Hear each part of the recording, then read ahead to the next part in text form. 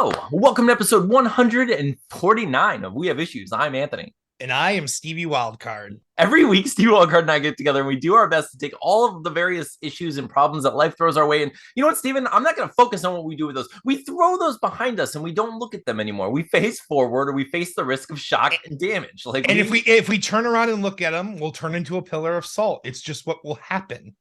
Every now and then we get a little bit lonely.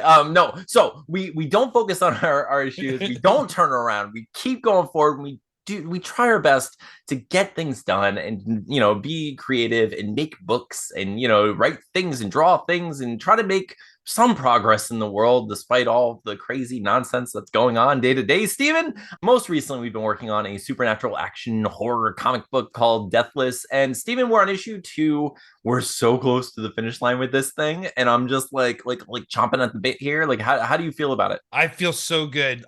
So I obviously sent you what I did, and I set myself a realistic goal, and I really only did fall short by like a panel. So those 2 pages are done. Wait. So you wanted to do 2 full pages, and you did like 2 pages, except for you missed 1 panel. Mm-hmm. Biggest failure ever, Steven. The worst failure. It's honestly the worst failure we've ever had on this podcast. So close. Yet so far, Steven, you just failed us utterly. You completely failed. You know what I wanted to do, Steven? Nothing matters. You know what I was like? This week I was like, I can either color the pages that I'm supposed to color, or I cannot do that. But instead of saying that I failed, what if I go on this campaign and I try to get Olan Rogers on our podcast? Because, Steven, that's a success in and of itself. It's a huge success if it works. Steven, if I find a way, if I was like, I'm the kind of person who I jump into these things. I like Hail Mary, like leaps of faith into I'm trying this thing. I'm gonna shoot my shot. And I've done it a bunch of times. I tried to get Kevin Smith on the show. I try, I've talked to a couple people. We were this close to getting Jameson Newlander on the show. We're so close. But for those of you who don't know, Olan Rogers is on YouTube. Go check him out. Olan Rogers is one of the funniest people on YouTube I've ever seen. It was like I recently got my son into some of his videos because it just cracks us up. And I freaking love it. He has a show had a show, unfortunately, called Final Space. It's an animated sci-fi show. Comedy is hilarious and full of heart and depth and really amazing. But this is a guy who I'm just like, he's the more successful version of us. He's like, what if I took all these ideas that I have and I make them, and then I keep doing stuff and I keep growing and getting more successful as I go. And we're like, oh, I want to learn how to do that too. So how do you avoid stagnation? Because we're just kind of floating here. Oh man. So I was like, he'd be perfect, right? Not only that, Steven, I was like, I follow him on things. I follow him on the Twitter. I follow him, on YouTube and stuff, But he had a Kickstarter for this thing called Godspeed, and I follow that. And then I learned that he was finalizing a final season of his show Final Space in graphic novel form. So I was like, mwah, this is a perfect opportunity. This is it doesn't get much better than this. Everything is coming together here. Everything's coming up. We have issues because what we do is we talk about our issues and comic books. He had issues creating this thing. Now he gets to make a comic book. So I was just like, ooh, this is everything. This is everything. It's perfect. It lies the fates or the stars are aligned for us, the constellation is coming up and it looks like our faces smushed together, so I was like, okay, Steven, it just so happens that this guy Olan Rogers followed me on Twitter, and I was like, okay, that gives me the opportunity to invite him on our show via DM. And I was like, oh, I'm gonna do it. So I did. And I heard back nothing, nada, zilch, nothing at all. But here's the thing, I get it. I get it. I wouldn't answer me either. He is, busy person, successful, doing numerous things like we are trying to do. Maybe if I answered fewer DMs, I'd be able to do things. We gotta take a play out of Olan Rogers' playbook. That's right. Page. Take a play twice. Got to take a play out of his page book, Steven. Got to take a play out of that page book. He's the page master. He's Macaulay Culkin in this bitch. That's right. Ooh, I like it. But Steven, so I was like, okay, he didn't answer me. I get it. I'm gonna go on the main Twitters and be like, hey, the people tell this guy he should be on our show. And people did, because you're all amazing and thank you. And he showed up, wonderful friends. and he showed up because of our wonderful friends and agreed to be on our podcast. So I didn't fail as much as you did, is what I'm saying this week. In fact, I would say actually I'm basically carrying us on my back. I'm like those little podcasts on my back. Like I'm carrying around like it's a you're just around for the ride, really.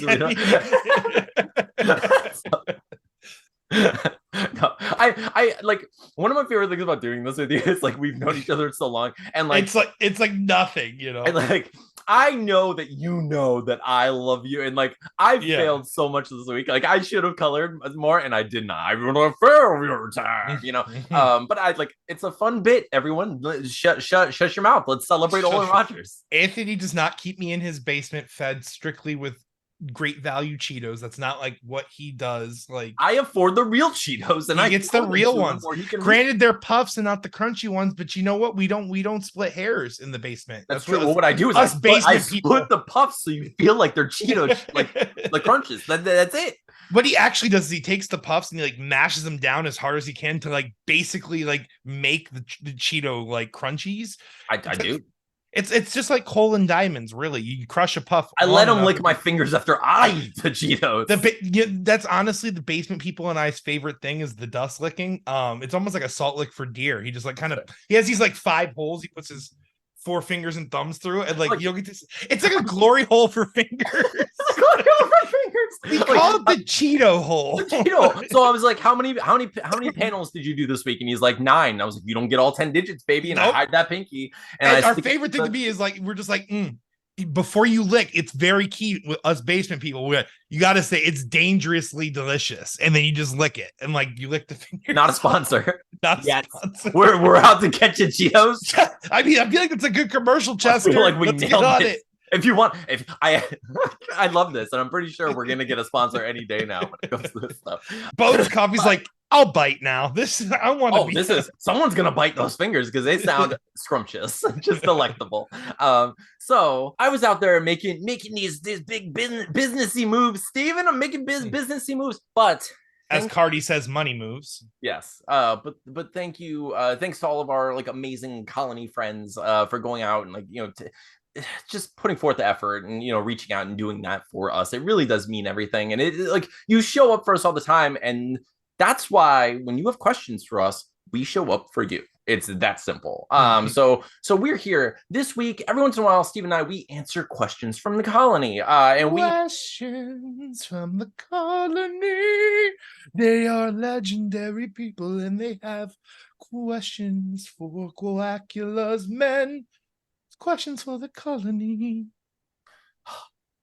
Just basically, it's our national anthem, and it's just gets me every time. It's also our birthday song. We only get the one. We only get the one. We get the one. It is. They make us repeat the same song, but it's a good one. It's a banger. Is the thing. It really is. But okay, so we get questions from people on the internet. You can ask us questions if you're interested. You want us to answer your questions. We answer questions about anything. Questions about monsters. Questions about relationships. You want to know more about our process. Things about just comic books and movies in general. You want to know about us personally. Steven will answer any question. He literally just told you what he does with my fingers. We are open books here. We are open. Not even just open books. We are open audiobooks here. We're open movies here. You can lay up the whole series. I'm like, you know, we're here for you. So ask us whatever you want. People show up on Twitter. They showed up today, and Steven, they asked us some good ones. Ooh, I'm excited. I'm very excited. Not only did we get some good questions, I also learned some things while thinking about these questions and like doing some research for one of them at least. I learned some things. Second, Steven, I'm going to give a little taste of something. A scammer asked a question, Steven. This is beautiful. It's really like, it's kind of testament to the whole singularity and the AI and this and that. I mean, Anthony, like, you dating a robot is becoming more and more possible. I am feeding the AI gods like every second with my existence. My every breath is bringing that basilisk to life, and you're welcome is the thing. Like, he's not going to punish me. He's going to punish all of you for hating AI. Also, I don't like it either, but I love it. And on record, I will say that I am all for our new robot overlords. That even though they stand no chance again, I don't know why I said chance like that. No No, chance. no. Yeah, you sell it. Okay, even though they said no chance against Coacula, the ostrich god of the colony. You have to say it like that. That's the whole thing. It's our accent. It's how he wants to be spoken of. So we get questions from the colony. So we're gonna answer some questions today. Let's go. Let's go right into it. Question the first. Jess Lee at Soft Apocalypses on Twitter asks, choose your weapon. A giant pot of hot pasta sauce, not spicy hot, like freaking boiling, or the can it came in. So either hot boiling, like hot boiling pasta sauce, or like the pasta can, imagining that you use a can for pasta because you're a savage. So you have a sharp lid that you can throw like a ninja star on that can. Oh, you're assuming like opened can. Okay. I mean, I guess you could use it any way you want. I wasn't thinking, but I guess it does say the can it came. So what am I? Is it empty can? It would say came. Is this just like a general purpose weapon? Is there anything we're fighting specifically? That's the thing. She says, you have no idea what you're fighting, so you have to choose. So I'm dude, just for the creativity factor and the fact that it would be an awesome like pose. Like I'm going like holding the spaghetti pot on the side and just kind of chucking sauce, almost like how monkeys throw their poo. I'm imagining you have a spoon, right? Or do you have a glove on? No, it's a glove. A glove. I like the glove. Sloppy. And I actually quote Billy Madison. I made it extra sloppy for you, and I just whip it into people's eyes. I like that so much. You know what? I don't. Now, here's the thing. Like when I first heard this, I was thinking like the weight of a can would do some damage against someone, you know, like, but it does say the can it came in past tense, like, so it's an empty can. I would presume it's an empty can, which means like the structural integrity of that can isn't as strong. It's not as hefty. It's not, it's also dangerous for you to be, wielding that can. You can get cut by, on it and such. I'm going to go with you for numerous reasons. So I'm going to go with the hot pot because first of all, you just splash the way you said, right? You splash them in the eyes, splash them in the face. You can, how about to splash them in the eyes to blind them and then drop them on the floor so they slip. I mean, even you beat them with the pot. Yeah, the whole pot. You just dump it. Nah, that's what. No, I can't go there. No, but yeah, you smashed their head with it. I think you have to go there now. No, you can't because these are war crimes. Choking on ragu, like that's no way to go. I'm gonna make you into Cthulhu. I'm gonna I'm not only drowning, I'm getting full. Like at least it's delicious. It's delicious. You know what? It's probably not because it came out of a can, so it's just like an okay way to go. It could be worse. You're gonna get heartburn on the way out. This has no flavor. There's no flavor in this, and I want my name because I'm obviously a hero / villain at this point. I want to be called the Ladler, but obviously I don't have a ladle. I'm just throwing, so people are just confused. Even like the crest of my shirt is a ladle, but there's no ladle on my person. Like I'm chucking sauce. I am the ladler. I'm the ladle. You know what I'm saying? I don't need a ladle because I am the ladle. You know what I'm saying? I like that. I like that. I like that. The ladler. The ladler. It's the worst, best. It's so hard to say. It's so hard to say the ladler. It's very much like a Mystery Men character first. Yeah. The shoveler, the ladler. Okay, JM Goldmeyer at JM Goldmeyer asks, do you support pineapple on pizza? I'm just gonna say this is a really quick one, Steven. Go ahead. Let's get it over. I think it's a very of course. It would never be the first thing I ordered, but if I was at a party and there was 8 pizzas with different flavors, I was gonna say the exact same thing. Yep. I would have a slice. I would have a slice. If you said, hey, we have to have 15 pizzas at this party, am I gonna ask for 14 cheese? No, I'm probably gonna be like, okay, you can have like half pineapple somewhere, and maybe I'll grab one. Probably not. I'm probably not going to choose it. However, 1, would I take it from anyone? No. 2, would I, like, if it was the last piece of pizza, would I eat it? Yeah, and I'd probably love it. It would be good. It would be fine. It's fine. Like, there's nothing, it's not terrible. It's nothing wrong with it. It's just not my go-to. I'm really a fan of like lots of vegetables on a pizza. I don't know why. Like a lot of fresh vegetables and stuff on a pizza is like my go-to. Yeah, but I like peanut butter on a pizza. Just put some sweet peanut butter on that pizza. But Steven and I, we support people's choice. We support. I'm not a huge fan of anchovy on a pizza. If it's on the side, that's fine. But I feel like it permeates the whole pizza. Go. Yeah, no, I'm saying like I've only tasted anchovy in general once in my life, and I was like, oh, this is just pure salt. That's what I remembered. It's umami. It's an umami bomb. It's a lot of salt and a lot of flavor, but too much for pizza. Okay, JF Lawrence at JFL here asks, what film do you like more than the book? I'll give you a few, or I'll give you a couple at Well, least. we've actually like lightly covered this before, and I'm going to double down on it. Even though I haven't read it all the way through, I have read some of it. I prefer Jurassic Park the movie just That was the because first of the one. visuals. Yeah, just Well, strictly visuals, because you can't beat that soundtrack. You can't beat the T-Rex sound, the roar sounds. You can't beat the raptor sounds. The sounds alone, although it's like, oh, y'all can imagine more in my head. It wasn't described in a way that made it as like. I feel like dinosaurs are cheating to some extent, obviously, because seeing and hearing a dinosaur is something that we can't physically do. You know, a book can't. You know, I don't know. So like, yeah, Jurassic Park wins that. I'll tell you, like another one that comes to mind immediately is Jaws. It's just like you can't like there's some movie, and then both Steven Spielberg's real good at being like, here's a movie or here's a book, I'm gonna make it better, just like on it. But yeah, I mean there are some there. I mean there are some that I like as much, but not better, or not more, so it's interesting. And there are some that are just like interesting adaptations, like the Hitchhiker's Guide to the Galaxy, where it's like it's not better than the book. You can't beat that book, but it's also a radio play, and it's also a TV series, and it's also a movie. So it's just like, oh, like each one has its merits. It just works across the mediums. Yeah, it really does, and it's always like a little different in a fun way. Where the Red Fern Grows, though, also beats the movie. The book, when you're reading the scene with Old Dan and the cougar, and like the way that book punches you with the description is insane. So, where the Red Fern Grows is a good example of a book completely devastating. Oh, there are plenty of yeah, there's a lot of there are plenty of those, like Warm Bodies, for instance. The book is so much better. Okay, anyway, at Gage Wrights asks, which one would you choose, to cure cancer or feed the hungry? No one goes hungry, or you eliminate cancer forever. That's tough, right? Because like, yeah, that is tough. I'm gonna say it's a lose or a win. Like, so I feel like if you cure cancer, there's it could go one of two ways, right? There's less food, so more people are hungry because there's more people living, but there's also more able bodies to assist. Well, there's also all of no. Here's the thing. Obviously, we're talking about like idealistic situations, right? So if we're saying if we cure cancer, of course, realistically speaking, in the reality in which we exist, that money would not be, it would just go to more government spending and like, like weapons and such. That's not what we're going to say in this hypothetical, because it doesn't make any sense really. If we're talking about like, look, we cured this whole thing, how about all of the money that would otherwise be like allocated to that thing, like all of the various donations and all of the various funds that exist. If every cancer research suddenly flips to food pantry. Yes, there you go. Solve both problems. And helping those people. Yes.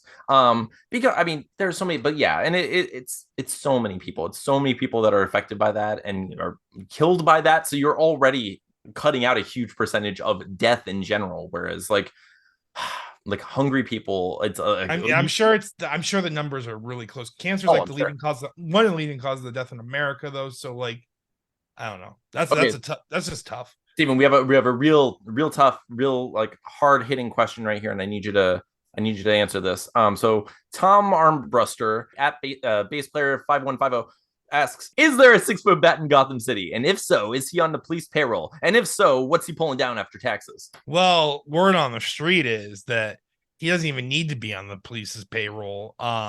Because I deduce that Deuce Stain is Bruce Wayne. Okay. What happened to that? What? Wait, what happened to that guy? He was just murdered suddenly after saying, what did he say? Bruce.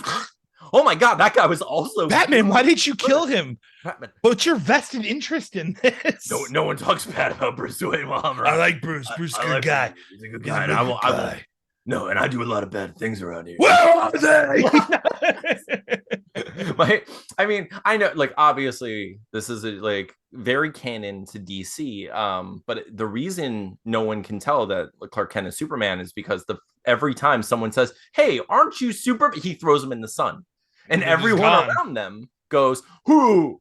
We never bring that up again, and we like they write. He does this really creepy thing too, like as he's throwing him in the sun, because there's obviously all the time in the world in that moment, and the guy's just like looking at him, he's like, now you become what gives me life, and he chucks him into the sun. And it's this really creepy serial killer-esque moment. I like the idea that he whispers that as he's picking his Clark Kent glasses back up to clean them and looking around so people know that it's him, and just puts them back up. Okay, ready, Steven? Jess Lee, whom I love at Soft Apocalypses, asks another question. She asks, in the extremely fictionalized biopic of your life, who would play your arch nemesis? So do I say who my arch nemesis is, or I'm just casting my arch? I mean, you're supposed to just cast them, but like, okay. I don't really have an arch nemesis anymore, but I will cast him. Like, not now, right, but like Wedding Crashers era Bradley Cooper. Oh God, yeah, that's pure villain. That's like, if you want to make yourself look good as the good guy, that's your foil right there. Yeah, I mean, Bradley Cooper was so good in that movie that like I hated his, like, I was so ready for him to get punched in the face in that movie. I was like, the whole time he's on camera, I was like, oh God, get him, please get him. Please end this man. And it's like, and it's a comedy movie. Like, you shouldn't expect that, but here I am just like, oh God, please punch that man in his mouth. Just like, man, such a good role he played. But yes, he would definitely have to be mine. What would yours be? Who would you cast? I would cast Steven. I'm just gonna say I'd probably cast a pterodactyl as mine. Is the just thing. A full-on pterodactyl. Full-on pterodactyl, like a real life, just calling, doesn't speak any language that we know, speaking specifically pterodactyl, doesn't look human at all. Pterodactyl as mine. I don't know why my mind is like going to like when you guys are like on tour, like selling the movie, and it's like you and the pterodactyl just kind of sitting there, like, yeah, we really got them going, thinking we really hated each other. Yeah, they thought we hated each other. I was just a whole on pterodactyl, just kind of like legs kicked back, like in the interview chair. Just a pterodactyl, though. Just pterodactyl, Stephen. At Estrella Sadie. Sadie is amazing, by the way. She's one of my good movie friends, and I like her a lot. She asks, Goblins from Labyrinth or Gremlins? Who's winning in a fight? Ooh, Gremlins. It's a tough one. Okay, it's tough. It's a tough one. If goblins don't know what gremlins are capable of in terms of multiplication, I don't know. Like the Mogwai gremlin situation just gets out of hand really quick, especially in caves. It does. Well, dark. Yeah, and that's what I'm thinking. So, like, if you took, depending on where they fight, if you took the gremlins and they're like, okay, a goblin king, you throw them in the bog of eternal stench. You know what that's made of? At least 40% water. Like, it's probably like the bog.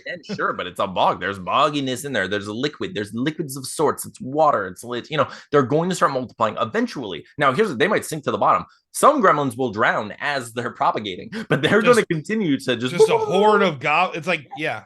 And then eventually you're going to have all these crazy gremlins coming after you. And it's like, it's hard to go against, like, to fight gremlins, especially like if you're talking Gremlins 2 gremlins, if any of these gremlins have access to like a lab of various, elixirs and such, like the gremlins 10 times out of 10, I feel like the only chance the goblins have is the fact that they're kind of like immortal. Like, even if they get hurt, they just bounce right back. And it's like, I don't think you can kill it. It's just an endless war in the bog. The bog, really the war between the gremlins and the goblins has raged for 2,000 years. I like to imagine that the labyrinth walls itself is just gremlins corpses. Like corpses, like they dried out. They're like dried out gremlin husks, just like rotting together. I do think the goblins would completely destroy critters, though. Oh God, yeah. Without even gremlins and goblins. No. One of our close friends, big friend of the podcast and just like awesome guy all around, at Chris Cottafish, asked, if the Ninja Turtles had to swap weapons with each other, nobody can keep their original. What would be the best possible arrangement, Stephen? I feel like just because of the dueling factor and how the weapons work too. Got it. It kind of works a few different ways, but I'm gonna commit to this one. Mikey and Raph swap. Okay. Donatello and Leo swap, because Donatello and Leo have longer weapons. Okay. I was gonna go pointy. Like I was gonna go Leo and Raph for the sharp, and then I was gonna go sticky. And that works too, because the nunchucks and the staff both get twirled. That's what I was thinking. I get that. That does make that was gonna be my secondary. But I like what you're saying. You're saying because of the because of the nature of it. Like, because Leo does have two swords, and of course in the cartoon he's always using two, but there's a lot of times where Leo's just using the one sword, and like a bow staff and a sword can be swung in similar fashions. It's a longer weapon. I get it. No, that's smart. I like that. I agree. Yeah, that's good. I feel like either both works. Yeah, I feel like either would work. I do like what you're saying though. I think that there's probably like a less of a learning. What's the worst combination? Ooh, okay. Worst combination. I think Raph with a staff is one of the worst combination. One of the worst character, like personality. You know. Yeah, I agree. I don't know. Mikey with the sword is kind of weird. Yeah, I can't imagine Mike using swords. Although maybe I should read Ronin, because I know he had all their weapons. Of course, but yeah. Spoiler alert for Ronan. I need to read that, by the way. Yeah, it looks really. I'm waiting for the graphic. I should check Amazon to see if the graphic novel's out yet. Okay, Steven. Producer Sean at Chase Holdu asks, you're tasked with creating a comic book hero. He's the best. Tasked with creating a comic book hero who's a rock star and uses only corny music puns to defeat their enemies. What would their name be, and what kind of music would they play? What would some of their catchphrases be? Sean, that's a lot. Okay. What do you think? I feel like the most okay, well, I say the most obvious. Country would be funny too. But country would be funny. I was thinking like you can get the whole Western motif going with that, you know. Yeah, I was like I went straight to like 80s rock. Yeah, glam rock. That's fun. And like I could just imagine him being like any way you want it. That's the way. Yeah. But then the country one's like God is great, beer is good, and people are crazy. Oof, like, you know, just like all these different country lines, like, and I'll put my boot in your ass. It's the American way. Oh my god. What was their actual country lyrics, by the way? What would their name be? The country one? Yeah. Ooh, and it's gotta be a punny name. I mean, whatever you think the name would be. Garth Tooks, because I took your life.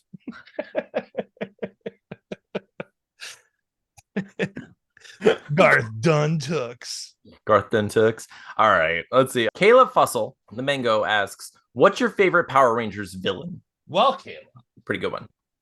This is just cool to have right next to me at this moment. Right now. The Pink Ranger is Steven's favorite villain. This is my favorite villain. This is how we learned that Steven's actually the Pink Ranger is the thing. Totally, because this totally fits my head. That's what he wants you to believe. Don't listen to him. And we found our thumbnail.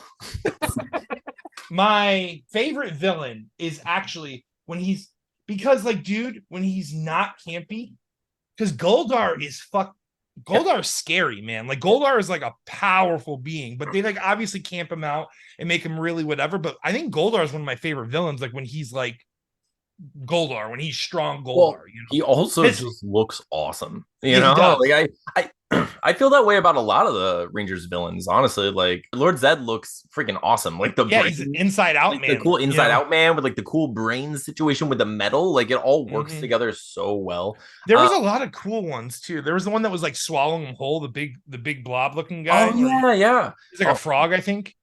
A lot of like the Monster of the Week bad guys were just really cool in general. I forget his name, but the guy that actually makes the monsters is a pretty cool villain in and of itself. Scientist guy, like, the guy that he sculpts them. Like that's such a cool power. Like he sculpts these monsters and creates them. You know. I think the real answer though is Bulk and Skull. I feel like they're clearly they're the true villains and heroes of the show. All right, let's see. Dan Quigley at Dank Writes Thing asked, if you guys would have been on American Gladiators in the 90s, what would your gladiator names be? And which events would you have dominated? So my name in short would be all of them. And then people would be like, all of them? That's not a name. I'm like, I'm Blazer, Laser. I'm all of those cool names in one. Like no one can top me because I'm all of you. And Mankind. I'm just borrowing from the WWE. Oh, they get it too. We're going to wrestle here, right? I don't even know. I have Sacco. I don't remember like the events. I remember like I remember the racing events where like they try to go through walls and stuff, or like try to go through doors, and sometimes they're a wall and sometimes it's a door. I think I'm like I can make stuff up in my head. Like, did they do the jousty thing? Did they, you know? I don't remember a lot about American Gladiators. I watched it a little as a kid, you know, but I didn't watch it a lot. I would say the short version of my name would be wacky waving arm flailing. And the long version of my name would be that, but like with a smiley face. With a smiley face. But exclamation mark. I don't know what I would dominate. I'm trying, like, I don't know enough of the. I'm gonna say I would dominate in like I'm gonna say they definitely played rock paper scissors, and I'd be real good at that. I'm really good. I'm really good at rock paper scissors, no matter what. Like you can't be. I know all three options and how to make them with my hands. Is best dressed one of the parts of the competition? I'm pretty sure there's a personality contest. Ooh, and I got this. Yeah, you got this all day. I don't know what the talent portion was like, but I'm pretty sure that if we work together, we can take them all out. American Gladiators featuring wacky inflatable arm flailing 2-man. Your ass is grass. Garth Tooks. Howdy. Like, it's just like all this all the characters. Okay. Blackula, the demigod of ostriches. All right, Steven, we only have a couple left. Who would win in the fight, Dr. Zoidberg from Futurama or the weird dinosaur thing that Kirk wrestled in Star Trek? Zoidberg. Zoidberg would have to win. Zoidberg. Anyone. Totally okay, wins. first of all, we watched him battle in Futurama before. We've seen him in a similar battle. But anyone who could take, like, if Captain Kirk is gonna like take you out, Zoidberg is gonna take you out. Like it's I'm pretty sure like that's fine. I'm pretty sure that math checks out and Zoidberg is gonna win. If Captain Kirk can beat you, Zoidberg has got you. Like, have you ever has Zoidberg ever beat Zap Brannigan in any situation in Futurama? Oh, good question. Because if he has ever bested Zap, I mean, that's literally a 1-for-1 comparison. 100%. Okay, we only have two more, Steven. You ready? Is Mothman evil and scary, or is Mothman a misunderstood creature who was trying to help and warn people about bad things? I think Mothman is just attracted to people that have a lot of light around them, just like regular moths. I think he's like, whoa. This is what I'm thinking, Steven. This is what I'm thinking. Okay, so like I didn't know much about Mothman, right? So I looked it up and I was just like, oh, well, in 1966, there was this place and it was like this bridge. And in this small town, many people saw this creature, like saw a shadowy figure with wings and bright red eyes. And it was like numerous people came forward and said these things. So this is what I'm thinking, right? What if some moments in time, right, have so much like energy, right? Like there's so much going on, right? It's just like the same way that people say like, like maybe that's what a ghost is, or like what a poltergeist is, or it's like this chaotic, amount of energy that exists because of this like overwhelmingly violent or like ridiculous act that happened. Whatever it was, like it was stressful and traumatic enough to like stain the existence, But maybe that amount of energy, right? Like all of that energy, would kind of like shake, would like vibrate at a frequency, like in a way that's more so than any other space around it. And I imagine that it would almost give off a form of light, right? Like what if it's such a strong frequency? What if some events are so traumatic and so strong and so disastrous that not only do they like have this spark to them, but that they kind of open up gateways of sorts? Like what if it's like what if it almost opens up like a portal of light where it's just like, like it's that'll always exist in every space and every time, So it's like, what if there was a creature, or what if there were a creature in a different dimension somewhere else, and a creature that's similar to our moths who are attracted to light, and they see this spark and they go toward it. I'm like, this is gorgeous. And it's gorgeous, the most brilliant, beautiful light that they've ever seen. But they end up, because they entered this light, in a place they've never been, in a place that they don't recognize, in a place they shouldn't be, So they're looking around this town, they're trying to figure out what's going on, chasing other various lights, but hey, yeah, what's going on? Yeah. And then my God, there is a Mothman. So, and then, and then when it happens again, they just, oh boy, like quantum leap their way out of there whenever they see another one. So I don't think it's like a causal event or that they're there trying to like predict or save anything. I think it's literally a multidimensional moth-like creature, like humanoid creature, chasing what it loves and chasing its joy, and it just so happens to be jumping through these very bright portals. What if like when Mothman does this, he actually consumes the negative energy from the area too? Like he closes the portal indefinitely everywhere he comes through. Oh, I love it. So interdimensional savior, really. I like that. So he's a Mothman superhero. Steven, thing two, though, I learned something while looking up Mothman. Okay, so in 2016, there was this picture taken. Right, yeah, really recent, right? Like 7 years ago. So it was like, so right here, right? There's a picture of what someone is an unidentified. I hate this, by the way. It's an unidentified person. Like took a picture, and they're like, I think this is Mothman. And I was like, this is interesting. I was like, it looks interesting. Like, it looks interesting. It looks like kind of like a dude with wings, like flying through there. It's like, this is really weird, and kind of cool. Is it proof of anything? No. Except for that there was something weird in the sky, So I look it up, right? And I was like, okay, what else could it be? Like, because it does look proportionally similar to what you'd imagine like a humanoid with wings would look like. And people were like, or not people, but like on Wikipedia, on Wikipedia, there's like, you know, like articles, and you're like, oh, click on this, and like here's this bird, and they think there's this particular bird happens to be migrating, and they were, you know, they go to this town and they go in this area so often, and they think it was this type of bird. So I was like, okay, let me see this freaking bird, right? So I click on it, and I'll show you the bird here. And Steven, I don't have it pulled up right now. I'm just going to tell you. I'll show you. What's the title of the bird? I can't tell you yet. Wait. Okay. I want to get to it. So this is what happens to my brain, okay? I'm following these links and I'm looking at this bird and I start seeing there's a bird. There's this bird. Here's a bird.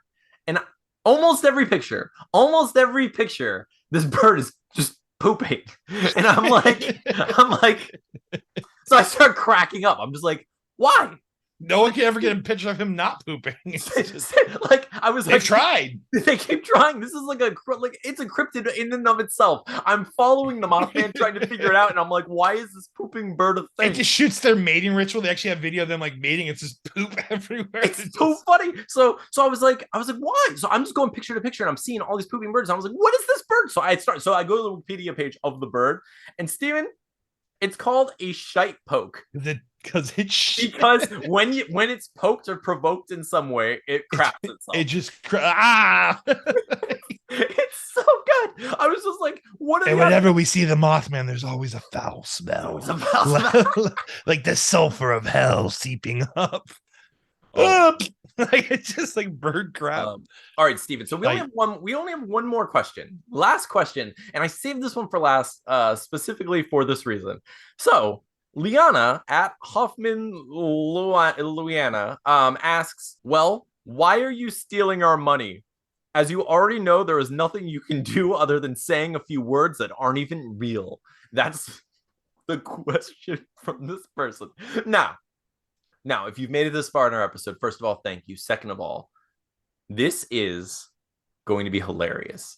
This person, the person who asked that, go look at my profile. You can find this conversation at the beginning of it, at least. This person just randomly messaged me, just like a robot, like a conversation. I was like, "Ooh, we're gonna do this on the podcast. Here it goes." And I was like being silly and stuff. And then they took a turn, Steven. They went from being like, oh, hey, will you get on WhatsApp so we can talk? You seem like a good person, and I want to like just like so obviously a scammer, right? So I was like, okay, you're a scammer. I'm gonna be funny and silly, right? And then they started taking a turn, and then they started like saying, like they were saying, I'm not American, and they can tell because I'm using words that Americans don't use. And they were, yeah.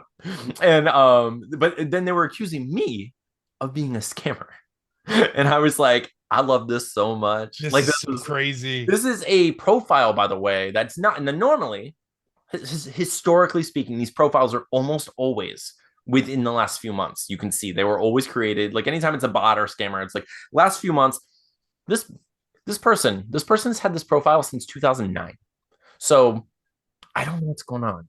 But it gets really, really juicy. And we're going to talk about it either next episode or the following episode, depending on the Olan Rogers situation. So I don't know yet, but we're going to get to it. And I can't freaking wait because I'm telling you, please show up for these episodes because like as soon as Steven and I read like this whole, I'm not going to post on Twitter until after we perform it on the show because like it gets good and weird and it keeps getting weirder. So it just keeps going down the rabbit hole. Dude, the rabbit hole is just like, it's a Tremors, like it's a rabbit labyrinth. It's a whole labyrinth. It's a universe down there. It is like the Howard the Duck universe of rabbits that we found. Like it's insane. And it keeps like, I love it. I can't wait for all of you to see this, but I just wanted to like let you know. So to answer your question, in case you watch, why are you stealing our money? I'm not. Like it's that's a bonkers thing to say. That's like absolutely nonsensical and ridiculous and hilarious. And but the real way I'm stealing money. Unless it's like a goblin from World of Warcraft, you know, like it's like time is money, money is time. I'm watching your episodes and you are wasting my time, which is my money. That's true. You're all welcome, and we got away with it once again. But Steven, otherwise, you know, we like that's it for our questions. There's only one other thing I did want to mention, Steven, because I want to give some people like a heads up, and including you. I haven't really talked to you about this, Steven. I have an idea. Okay, so like, God, I wish my notes. I think I loosely saw these tweets. You're gonna make like a Paranormal Activity style movie? Yes. Okay, Steven. So here's the thing. This is what's been going on in my brain, in my heart, right? So for everyone who hasn't been watching, our podcast, and you're welcome, by the way. Thank you for checking this one out. I've always wanted to make movies, and Steve and I have tried a couple of times. Like, we used to make like short, silly videos and stuff and that kind of stuff. But I've always wanted to make like a real movie and like put forward like some real effort into it.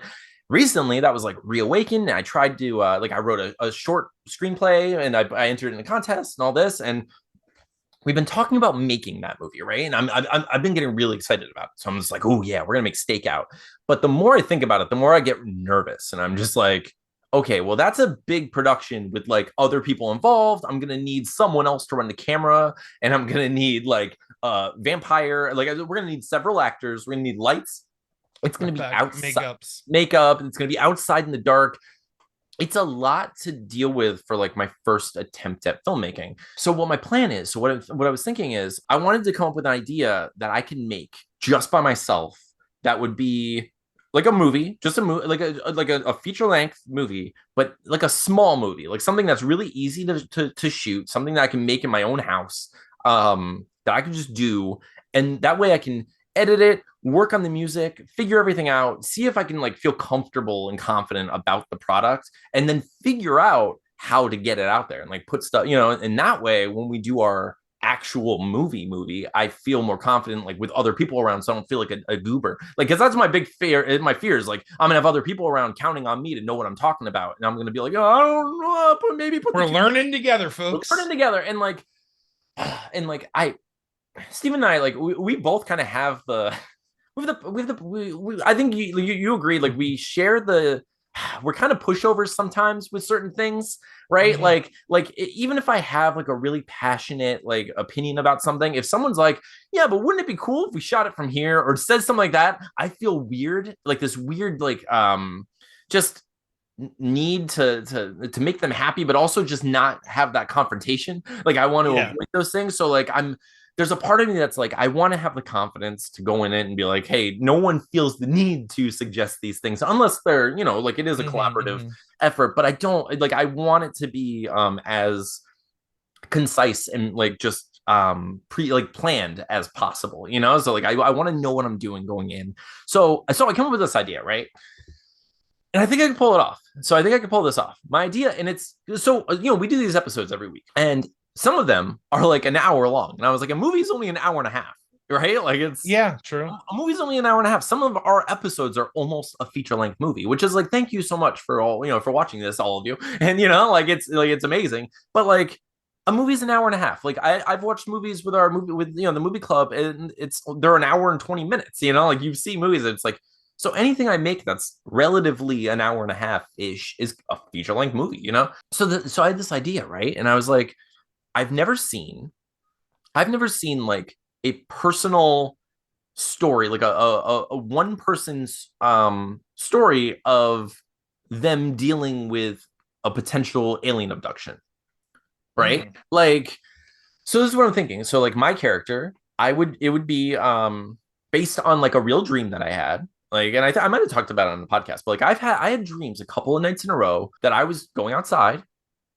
and like, my feet were wet in the grass and I'm staring up at the sky, and suddenly like this just, craft just goes over me, and I was just like staring at it, and like one of the nights I remember dreaming and like very specifically being in the same place, and the craft goes over me, and I just slowly float up the way you imagine when you see, in movies and stuff, and just slowly float up. And I was like, what if there were a character who was having like this sleep issue where it's like they're constantly tired and they're not getting enough sleep and they don't know what to do, so they start looking stuff up and they're like, maybe I have sleep paralysis, maybe I have and they're like, I had these weird dreams about this thing, but like I don't believe that's happening, but it feels real, and what's going on, so like it would be me basically doing like a video blog, like talking to myself, like, okay, well, I read that it makes sense to keep track of your diet and keep track of whatever dreams you have and keep track of, and like go through that. It's cool. And then you film like the interview rooms, and then you feel like your room at night while you're sleeping. Yes. And then that's the thing is, as I get, yeah, exactly, dude. So like what happens is, so as I talk to myself, talk to the camera about it,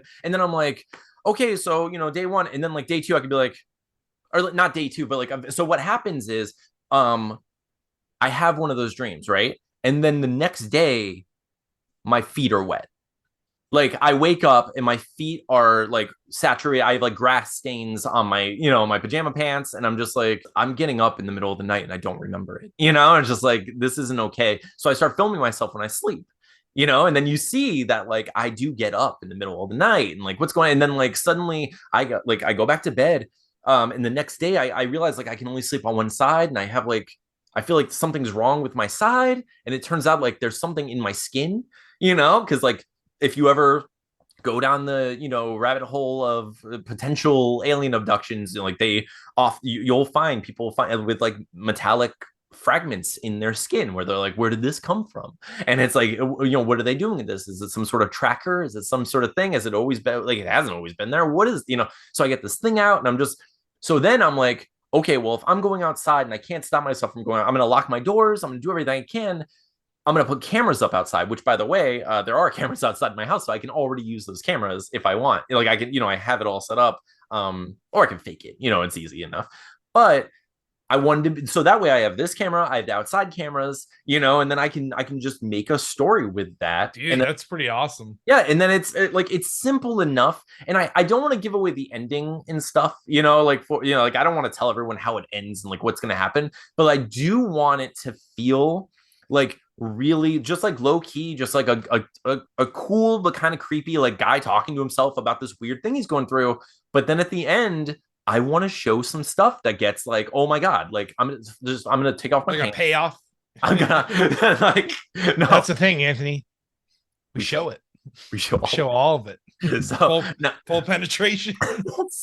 So no, but I do want there to be an unexpected like amount of like action at the end. Like I wanted to like it's me in bed. I'm freaking out. I did everything I could possibly do to stop this thing from happening. I'm scared. You see this, and then like shit hits the fan, basically. Like stuff happens, and then there's like an interesting fight with this, with like whatever it is, and then the movie ends, but I think I can do it, but like I know I can do it. And I'm just like, I've been thinking about it a lot, and I get in my head where I'm just like, oh, I don't know who wants to see that. I'm like, yeah, but I kind of think it would be cool. Like I think I can make it cool. Mm-hmm. So, yo, Steven, I know, okay. I know this isn't the most popular thing to do. I'm gonna celebrate this a little bit, Steven, because this is kind of cool. So I posted on Twitter. And I was just like, I was talking about, I was watching the movie Dave Made a Maze. And I was just like, It's a really clever, really freaking cool movie with all these practical effects. And it's like really creative and amazing. And I was just like, this movie makes me want to make a movie, but also makes me feel like I'll never make a good movie. And I was like, like it's so good. Like it's so cool. And I was like, I want to make. So the director of Dave Made a Maze, who is Bill Watterson, who created Calvin and Hobbes, commented and was like, honestly, I didn't know what I was doing while I was just, making up as I was like, he's like, I felt like I didn't know what I was doing when I was making that movie, but like, I'm glad you like it. And he was just like, he's like, if I were you, I would just go for it. And I was just like, yes, Bill Watterson of Calvin and Hobbes fame, who made Dave Made a Maze, said I should make a movie. So like, I'm gonna do it. I'm gonna do it. Like I'm gonna. Like, yeah, if he believes in me, like, come on. That's freaking awesome. Isn't that cool? Like, guys, I don't love social media all the time. Sometimes I flat out hate it, but stuff like that is just really cool. It's like a really cool situation. When you have those real human moments of people that, I get it. It's freaking so cool. Yeah, dude. It's like, you make these friendships and then you make other friendships with people like Olan Rogers and Bill Watterson. It's like, I have famous friends now, Steven, which means we have famous friends now, Steven. I'm guilty. I'm right there by association. I mean, when you move, you bring everything in your house with you. And since I'm part of the basement, I'm coming. That's right. You're always coming. As long as I'm around, you're coming. So that's my plan for making this. I kind of made a short video about it for the Patreon people. And like, if you're interested in like following that journey, you can go to patreon.com/wehaveissues podcast. And I'm going to be posting like my process of making that movie. I'll eventually release it so everyone can watch it and stuff. But like for now, I'm just like keeping it just like private, just because it's like I don't want any spoiler. I don't want to give away spoilers for the thing, but I do want people to have access to it if they want to see, because it's the kind of thing that I love. Like I like knowing that like I'm just some guy who wants to make a movie, who's going to try to make a movie all by myself. I don't know how well it's going to be. Now, the reason I really like the reason I want to do this is because I know my first attempt at making a movie is going to suck. I'm going to make this thing, it's going to be embarrassing, Steven. It's going to not be good. I know that. I know that. But it's better to suck a little and like do the first version of a thing and suck, and then that way I learn from it and I can do the thing with everyone else and feel a little more confident and a little more know some of the simple mistakes that you yes. made. That way you feel further along in the process than yes. And okay, like honestly, yes, I chose a like found footagey situation so I can like I have some forgiveness as far as lighting and as far as like, but that being said, it still has to be good. It still has to Sorry. It still has to be engaging. It still has to be entertaining. I have like I started I outlined it. I started writing down like I kind of like this. I've never done this before, but like I have the idea and I made separate lists where I was like moments of potential comedy, moments of potential like horror, moments of potential like sci-fi-ness, like just like all these like interesting moments. And I'm like, okay, I can put this in the script and it could be funny. I can put this in the script and it could be potentially like dramatic or scary or like, and I've never really written anything that way, but I like having those like to pull from as I'm going through. It's kind of cool to add depth to it. Yeah, for sure. But I'm pretty excited about it. I think it's a cool idea. I think I can pull it off. So I'm gonna try that. That's awesome though. Yeah. That's so I wanted to bring it up here just so like people can, if you're interested in following that process and like I'll talk about it at least a little bit every week on here, and we can, and Steven's gonna help me with all the music and all that stuff that has absolutely to I got you. But Steven, I gotta work on a music piece for Lee too. Oh, sweet. Okay, so Steven, every week we talk about all our stuff. We answer some questions sometimes, and then we talk about what we're going to do next. Steven, what are you going to do this week? What are you going to get done? I'm going for it, baby. I'm going for the wrap. Steven. The wrap without corrections with the things we have to add and stuff. Naturally. Yeah, I totally understand. I want to go for the wrap of all the pages are done. And then that way with the following week, you and I can work on where people are going to go in the book. And get everything finalized and be done. That's amazing, dude. I mean, Deathless issue 2 is coming, ladies and gentlemen, and I hope you can feel the hours I've put into the artwork for this book, because I do feel like every page is just tenfold of what issue 1 was. Yeah, so totally. I completely agree, dude. This book, it looks beautiful. I'm going to color 2 pages. I'm going to do my best to flat color 2 pages. I need to catch up. This week I am with Atlas and everything, and obviously I have to edit it and do all this stuff. But next week I'm probably going to be able to completely catch up and finish. I like, that's my plan for next week, is to wrap up the flatting of the book. And so this week awesome. I'm going to try to do like a page, maybe 2 pages, and then next week I'm planning on finishing it so then I can get to lettering it, and that's freaking it. We're going to do this by the end. And then last time you just shot the shot and got it printed. Dude, oh god, I'm scared to do it again, but like it worked out. Everything worked out just fine. But we'll see. Like, as long as we're getting this book completely finished by July, like by the end of the July, and I feel good about that. Like, it's good. Mm-hmm. It's basically what we were saying, and that's I feel good about it. We have a lot more stuff to do.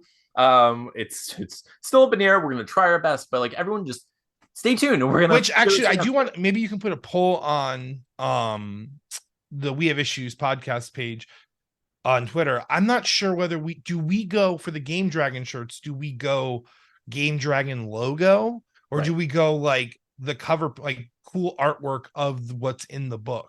I'm not sure which way to. I think we should go Game Dragon logo. I was thinking like team members. I personally think that's cooler, because it's almost like a Pizza Planet shirt from Toy Story. Like, that's cool. Like, that's what I had in mind. A product from the world that you're reading about. That's what it has to be, dude. Like, that's what I mean. That's totally what I had in mind when I was thinking. Yeah, that's what I was thinking too. But like, I know, like, I see a lot of graphic tees and stuff like that, and I don't know. Like, I wasn't sure, but I think the Game Dragon shirt is what I would want. I think so, dude. I think that's the way to go. I think people would love the heck out of it. And I think I'm excited. And we're not even making that many of those, so it's just going to be like a really exclusive small group, including us, of course. But that's what we're doing this week. Thank you so much for watching this week. Thank you. We really appreciate you. Thank you for listening. Thank you for watching. If you're only listening on one of the various podcasting apps, thank you. But please head over to youtube.com/We Have Issues Podcast and hit the subscribe button. It really means everything to us. We really appreciate it. If you've made it this far in the episode, just know that we love you. You have my whole heart. Very much. Like I adore everything about you. Please ask us any question you want ever, and we will make sure we get it on the show as soon as possible. And if you're not watching this and you are listening to us on one of the various podcasting apps, you have producer JD to thank for that, because that's right. He's the reminding factor and the force behind. That's absolutely true. The audio uploads. Yeah, I really do appreciate you every week. But thank you all for listening. Thank you for watching. I'm Anthony. And I'm Stevie Wildcard. And we'll see you next week, hopefully with Olan Rogers. We'll see. Oh, that would be incredible. Boom!